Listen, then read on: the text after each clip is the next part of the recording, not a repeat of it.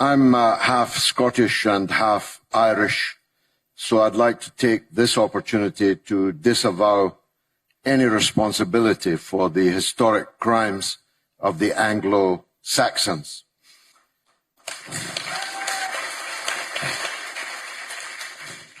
President Trump is in office, but is he in power? In the last dizzying days in Washington, we've seen the ability of President Trump to do a Baerbock, an Anna Baerbock, 360 degrees, 180 degrees. He turns hourly, daily. Might this be merely a feature of his personality? Or might it be this, Excellency, that a state of dual power exists in the United States, that the president's bona fides are one thing, and personally I believe that he knew nothing of the terrorist attacks on the Air Force bases in Russia over the last week, but his operatives clearly did. They were clearly operating to the orders of the last administration. I wonder if you think there are some grounds for believing that the deep state in the United States is determined to frustrate any good that President Trump might have in mind. Я думаю, что в любом обществе, особенно обществе, которое Well, I think that in any society, especially a society that has been developing for many decades within its political system, the arrival of a bright, non-standard figure to the leadership of a state always, I think, causes some subversive processes aimed at continuing to live as we are used to be indebted, to spend, to spread our ideology. I think that this is not only typical for the United States. You know, in our society, we've talked about this more than once over the last couple of years. There were also people who really hoped that everything would go back to normal, that those who fled, I mean the Western business, would be welcomed with open arms again, and that there would be trips to the Azure Coast, to Sardinia, and so on. And that's it. And life would be established when consumption, in its huge part, in its decisive part, was provided through import. The president said very clearly, speaking about our people, who are not called a deep state in a different way, but the meaning is about the same. And of course, our experience of uniting such characters is not as strong as it is in the United States. But the president said very clearly recently he spoke about the return of business. I don't mind, but honestly, if you flood, left your employees, the niche is occupied, I'm sorry, I suggest something that will be acceptable to us.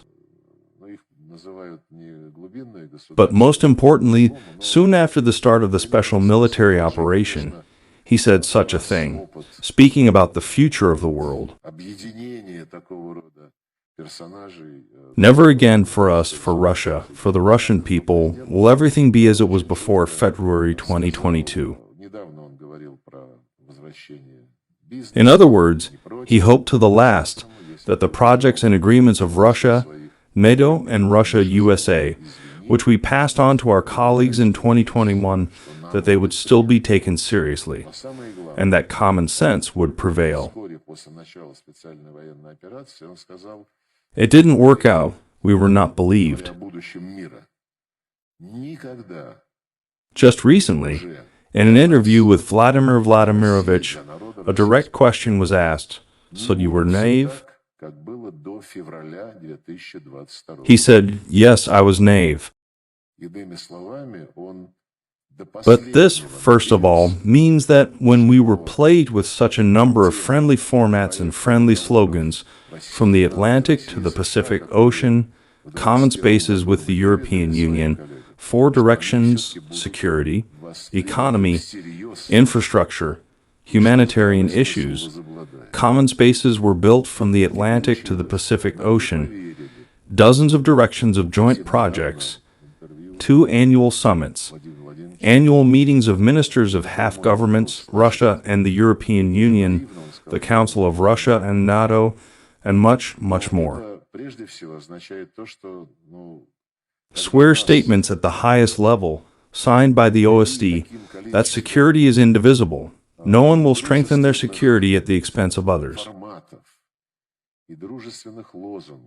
All this, of course, was accumulating by inertia, and every time the West proved its complete incompatibility, when it proved that all these beautiful words were needed only for one purpose, to prepare again for the war with Russia for destruction, as they did in the past centuries, but they did not want to believe. Until recently, they tried, and in contacts with Germany, with France, and with London there were contacts. They tried to promote the idea that, guys, we agreed, and they broke off from these agreements piece by piece. And as Victoria Nuland later admitted, they invested in total $5 billion in Ukraine just to make it anti-Russia. Therefore, I am sorry that the American agenda has fallen on our agenda, but the deep state is not unique for the United States. Look, I have already mentioned today how the European Commission, which no one chose at all, and the composition of which is the subject of such an undercover bargain, you are me, I am you, and some characters in this European Commission are worth something. They also play their game in the same way as the deep state does, and they want to raise this deep state. As soon as in some country, the first round is won not by a nomenclatured person, but by a person who, in a good sense, is a nationalist. He may not love us or anyone else, but he thinks about his people. This is the duty of any politician. Immediately, the mechanisms of the type of deep state are included, and everything returns to its circle. Therefore, I sincerely hope that in America there are constitutional norms, that President Trump will not be shy in implementing his constitutional powers, that they will not interfere with him, and that he will receive all the information. I do not know what the situation is with the President's information about the operations carried out by the Ukrainian regime against our country. The fact that there are a huge number of American advisors in the building of the security service of Ukraine is a fact. They have not been removed anywhere. The fact that there are instructors from other states who supply weapons to the Ukrainian regime is also a fact. The fact that they consult the Ukrainian armed forces when planning strategic operations, when placing objects, when masking objects, we also know this. Well, I have already mentioned that a number of modern weapons cannot be used without the direct participation of the servicemen of the countries that have placed these weapons. President Trump was asked on the plane, as I understand it, what he thinks about the latest terrorist attacks. He said that when he heard about it, he immediately realized that the Ukrainians would get their share for this, and they would be bombed to hell, as he put it. I can only perceive and comment on what I heard. How is the President's information on a line of special services established? To be honest, I do not know.